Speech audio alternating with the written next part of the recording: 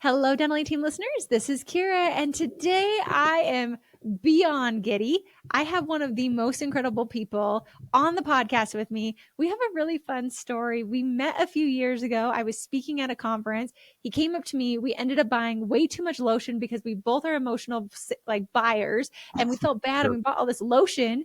And now here we are 2 years later. He works with us in Dental Team. He's a client.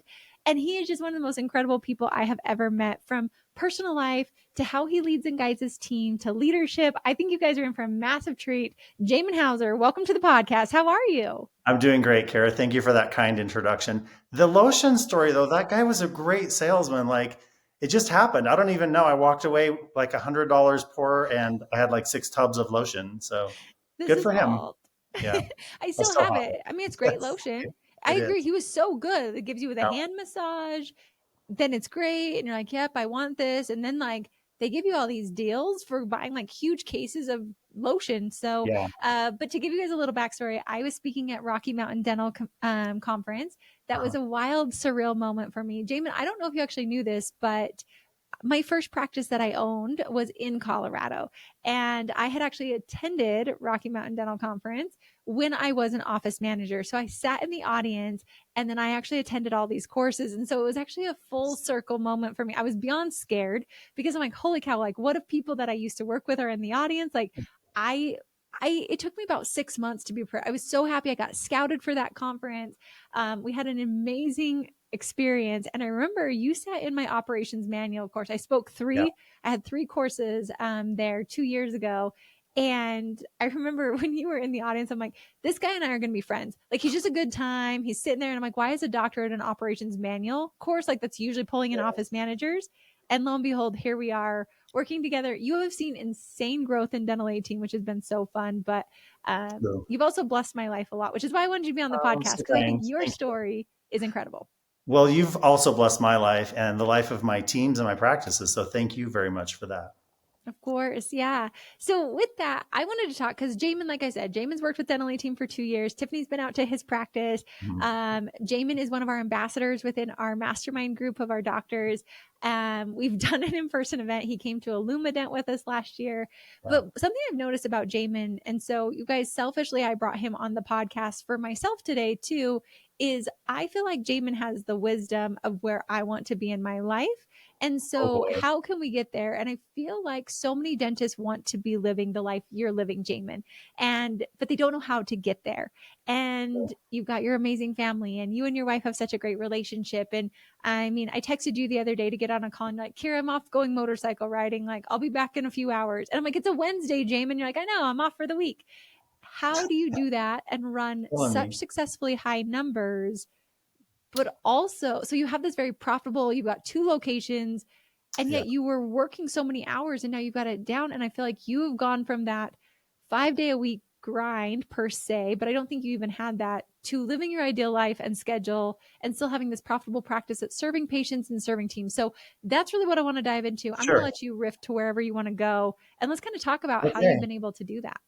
Yeah, I think the biggest thing to understand at the outset is everything comes at a cost. And I knew that this is where I wanted to be, and having that kind of destination in mind, I was willing to sacrifice some of the perks of working longer and harder, namely financial perks. But I was willing to sacrifice that so that I could have more time to pursue motorcycle riding and spending time with my wife and traveling and doing those kind of things. But there was a time that I didn't have any associates, and I had both practices, and I was working very long hours. This was maybe 10 or 12 years ago. And so I've been there. Like, I know how much work it takes to make a practice work successfully and to bring everything together with the team. And it's a place where I think you have to be to get to the other side, if that makes sense. Mhm. So I just kind of always knew that for me, I never really want to retire.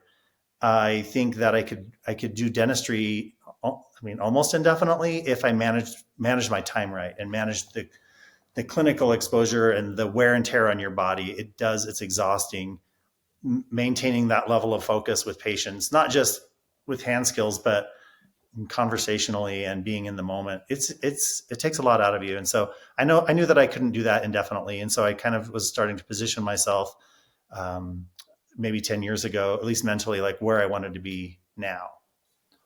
So, Yeah. Okay. So how did you get that? So you're working two practices, and I should have mhm, had you like introduce yourself. You're this incredible dentist. You run these absolutely. great Yeah. practices. You live in Colorado. So Yeah. 10 years ago, and then what did you start to do? And what if you could go back in time even 10 years ago, maybe even like things you would have changed, but like let's walk people through. Okay, 10 years ago you're working in Yeah. both practices. You don't Yeah. have an associate. No. Now 10 years later, if you want to just like paint a picture of what your life is, you work just tell them your schedule so they can see this gap and then we're going to show them Okay. how they get through the gap. Sure. Okay. So now I work 3 to 4 days a week, but a work day to me looks like a 5 to 6 hour shift. And I have my staff has been so kind. They're like, when do you want to work, Jamin? And I said, I'd rather work in the mornings. Then I can have the afternoons free. In Colorado, the afternoons, well, the mornings are great too. Colorado is just wonderful. But now I work Monday, Tuesday, Wednesday mornings. I'm usually done with clinical commitments by noon or one. And then essentially every other Thursday, I work half a day. And that's about it. I work with 4 other doctors and I really want them to be successful. So I don't have a problem shifting new patients, emergency patients, patients that don't really mind seeing a different doctor into their schedules. Not so much so that I don't have to work, because I'm definitely willing to work, but just to help them build their clientele. My associates are wonderful and amazing. And I know that when patients have a chance to meet them, they're probably going to forget about me pretty quickly. And that's not like something I want, but it is something I want, because I don't want them to feel like they have to see me every time they come into the office. And of course, I do have patients that I'll see as long as I'm, putting gloves on.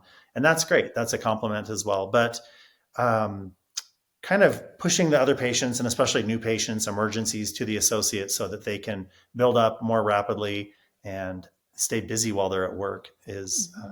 kind of how I look at my day now. And so sometimes I do get off a little early, but mind you, also, these are the clinical hours. I do spend quite a bit of time on the business side of dentistry, which I really enjoy. I've kind of reinvented our financial tracking and budgeting and everything over the last 6 months, kind of aligning with Dental A Team. You guys have really been a big help with that. So thank you for that. But it makes everything more manageable, and just I know what's coming in and what's going out and what we need to do to maintain that. Yeah. So, Jamin, well, thank you. That's a huge compliment. And I Yeah. remember we were texting in January. You were getting me all pumped up for an event. And I remember you telling me you're just coming back off of vacations. And like Yeah. your production numbers have exponentially grown working together. But like what I look at is so many people get so like fixated on the numbers. And I Mhm. remember in part of the text you said, I don't do this solely for the numbers, but it does look fun like when our numbers go up, which I agree. And I love that you just have this perspective of life and numbers and they both just shake out, because I feel like so many times people are just reaching and Yeah. trying to get to these spots. So 10 years ago, you're working in both practices, to today, you barely are working like 2.5 days a week It's realistically. a Like lot. It's still a lot. it's still, and you love it and you're doing it I because do. you want to and you love it and you don't want to retire.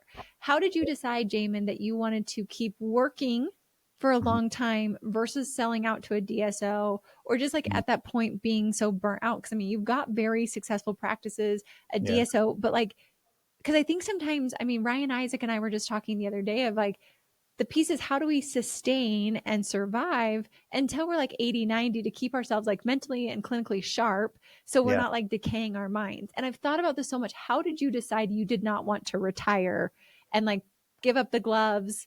What made you decide that? Because I think for so many dentists, when they're at that kind of like push, it's like it's an all or nothing. They want to like sell the practices and go to doing nothing. Yeah. And I think you figured out kind of the middle ground that gives you the life you want, gives you the fulfillment of still doing dentistry, and you didn't have to give it all away. So how did you come to that decision? Because I love dentistry. Like, it's not something I really want to walk away from. And I don't mean to sound any kind of way, but like, really genuinely, you can help people, and not every person. And the cosmos sends crazy people into our lives that you wish weren't a part of your practice. I get that. But there's a certain set of people who are truly grateful that you're able to help them, and you just have an emotional connection with them as much as anything that you provide clinically. And it's really rewarding. And maybe for me, that helps to fill a need that I have in my life. Um, not necessarily just of being needed, but being able to contribute to somebody feeling better or looking better, or yeah, all of those Mm-hmm. things. So for that reason, I didn't want to come up with a plan or chase a goal that was going to close the clinical door for me. I had looked at possibly partnering with a DSO, maybe right before COVID, I think. And I went down that path quite a ways, and I learned a lot about practice valuations and EBITDA. And it really, at the time, felt like this isn't what I want. But in hindsight now, it was a real big blessing learning so much from that process and being able to position these practices so that they aren't successful for me, but that we're able to have success for our whole team Mm-hmm.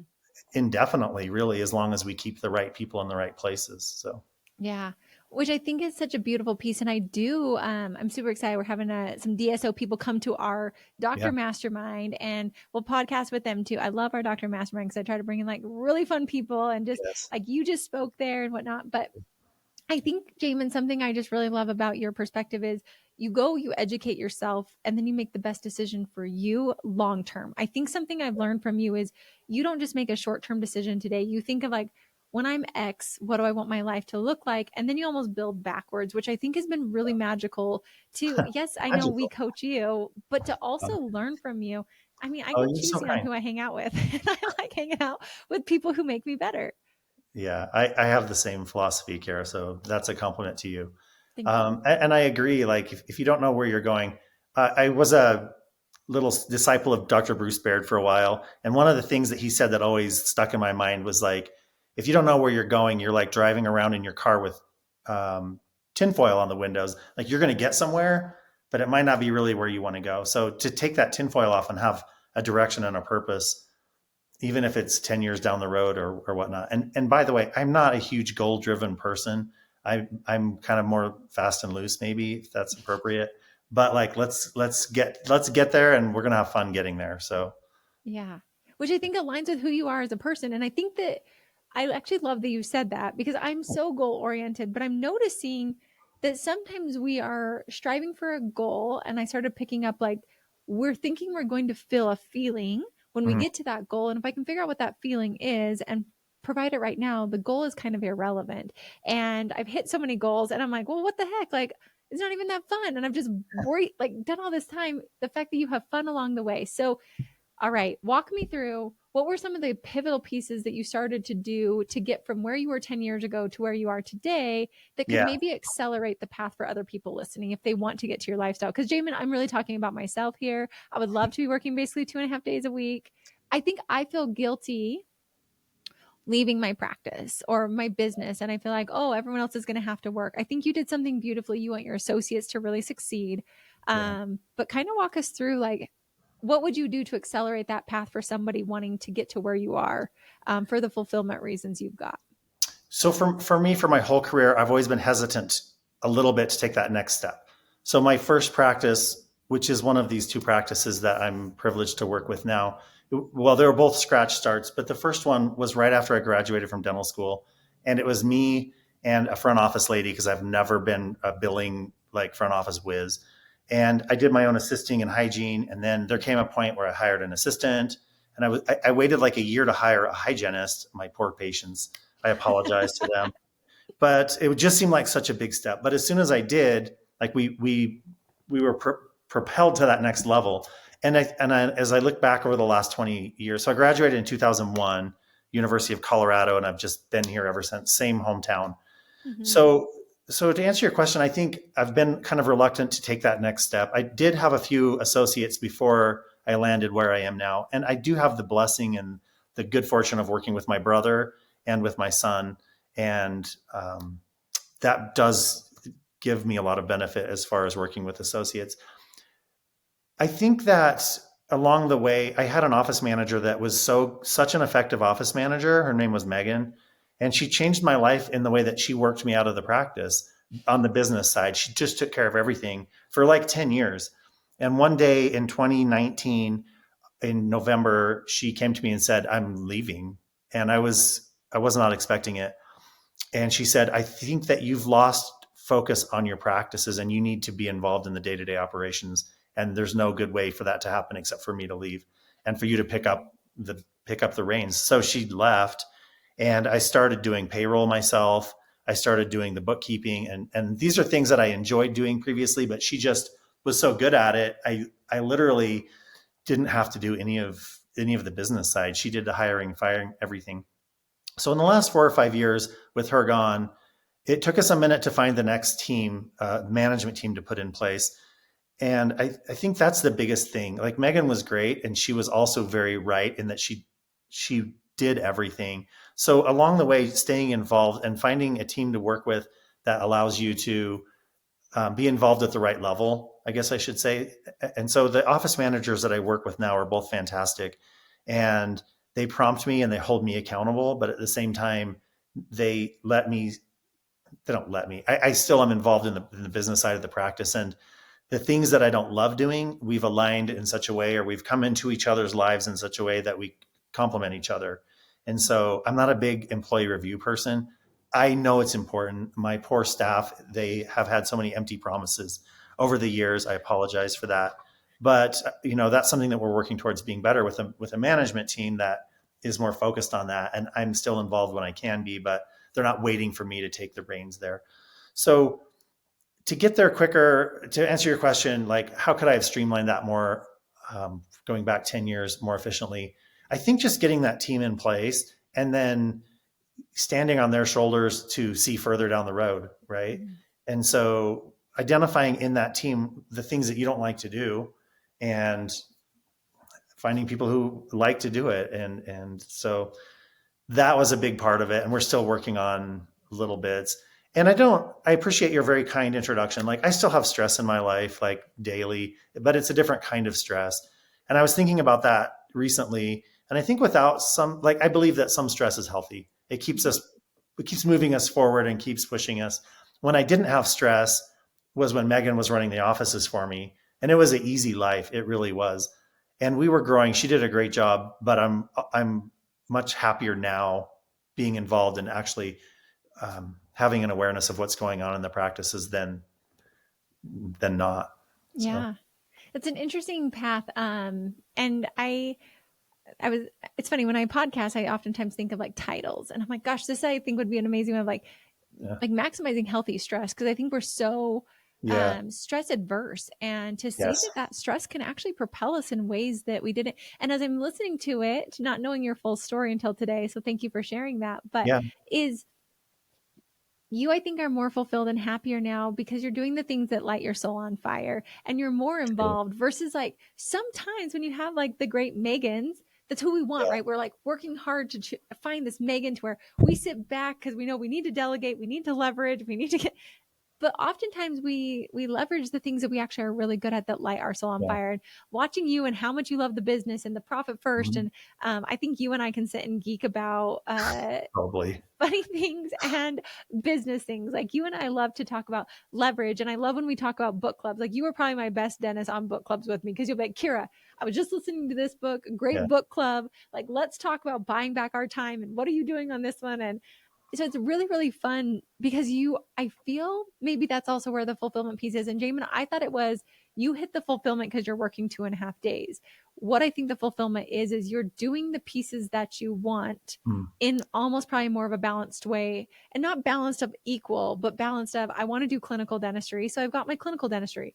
I enjoy the numbers in the book and being a part of that. I enjoy growing the leadership team. I enjoy having hobbies and being with my family and being able to travel to where it's not dependent upon me, but I'm still involved in the pieces I want. Is that a fair, like almost equation that I think you've put yourself into? I 100% agree, Kiera. And like a big turning point in that was meeting you at that midwinter, because just growing up and being a dentist for the last 2 decades, I always kind of felt like a lot of things came easy, a lot of things didn't. But I always remembered like Michael Jordan, like this great basketball player, always talking about having, he would sometimes mention his coaching team or his personal coach or whatever. And I was like, why does he need a coach? Like, he's so great. And I am in no way saying that I'm any likeness of him in dentistry, but I always thought I would be better if I had somebody to coach me along as it went. And I just never found that. And I wasn't looking for a coach when I met you in the operations manual course, at that midwinter conference. But since then, like the ways that you and your team have impacted my office, like I can't imagine not having you a part of us. And we had a lot of changes last year, both like physically, literally in the office, but also staffing and streamlining and operations. And it's really helped us to get to where we are. And it's a journey, right? Like we are not at a destination yet. I think I don't mean to sound cheesy by saying this, but I really love seeing the team grow around me, especially and particularly the associates. And we don't call each other associates, or we're all doctors when we're at work. And, I mentioned that I work with my brother and my son, and we have two other associates. And for me to see them growing and accomplishing more and having satisfaction, like that also fills a bucket for me that really makes me happy. And my office manager at one of the offices now, um, she hadn't been an office manager before, but she had all this experience and she just wanted to grow into this. And so providing opportunities for others to find happiness and find their spot, and like that's a big part of it as well, I feel like. So Yeah. Well, huge thanks for joining Dental Team because you've changed oh my yeah. life too. So, and it has been fun because I've watched you, Yeah. Jamin, actually evolve more. And I know we were chatting at another time, and you're like, I don't know why offices wait. Like, I should have done these things sooner, and Yeah. I wish I would have done them sooner. And like, the things I've seen you grow in are we do push you to be a bit more accountable and looking at your Yeah. numbers and figuring out the financial path. And but it's and that's what I love is every office is different. Everyone brings different challenges and more fun. But as you said that, I love one, you've got an amazing culture. You've got an amazing, I love that you don't call them associates. I hope every office just heard that.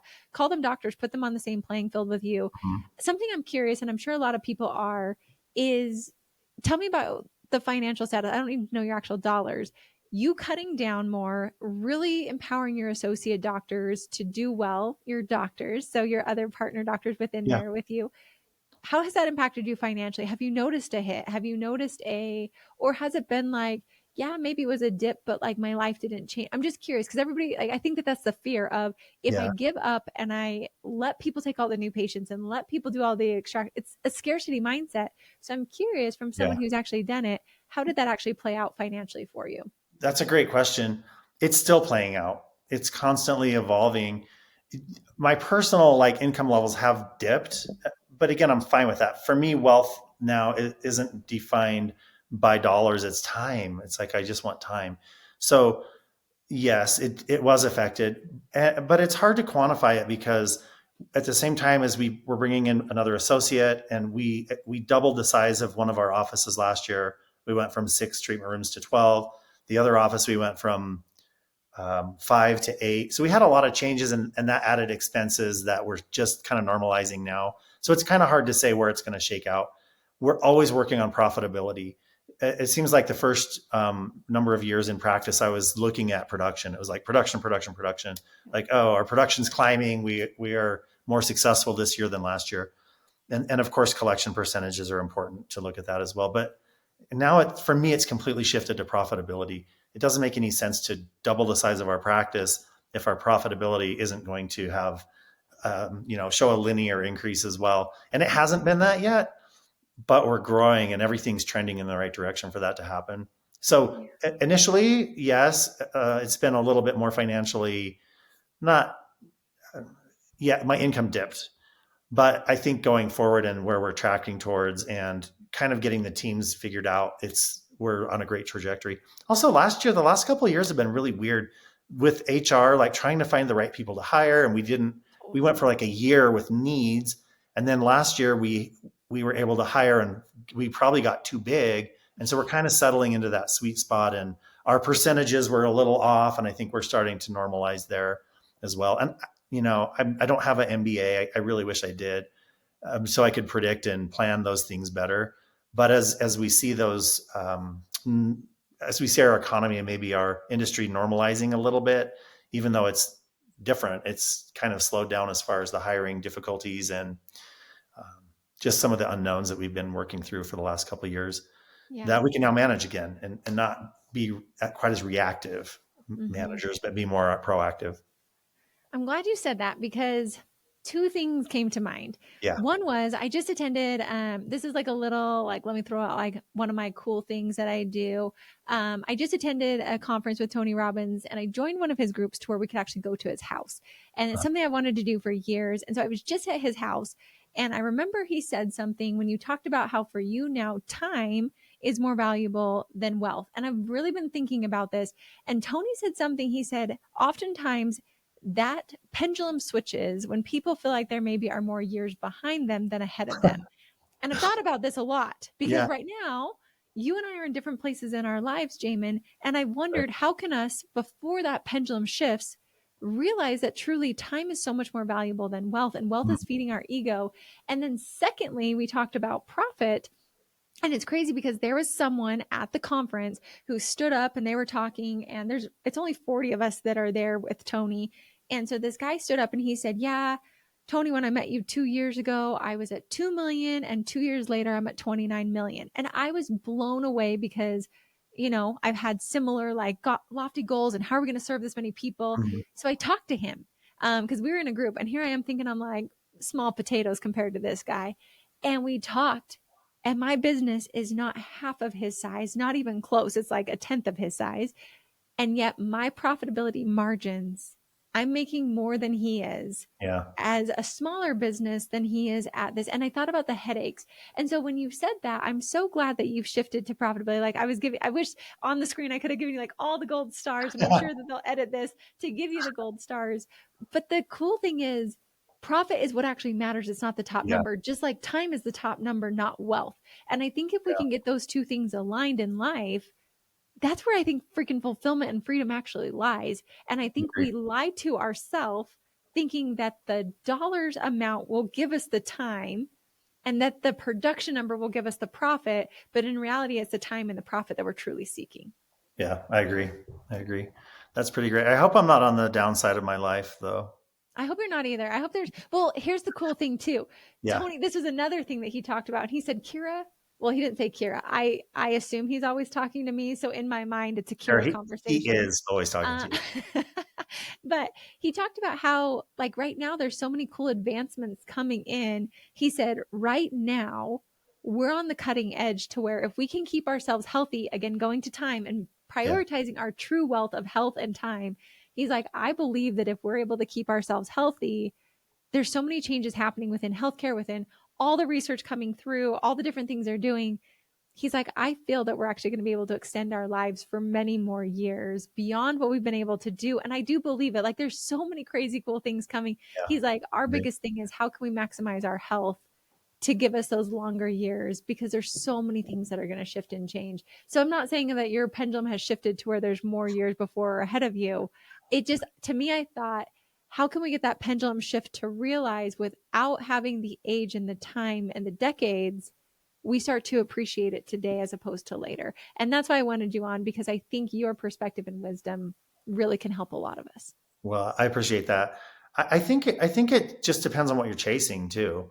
Like until you realize what it's really going to take to make you happy, you may never get to that point, no matter how old you get, right?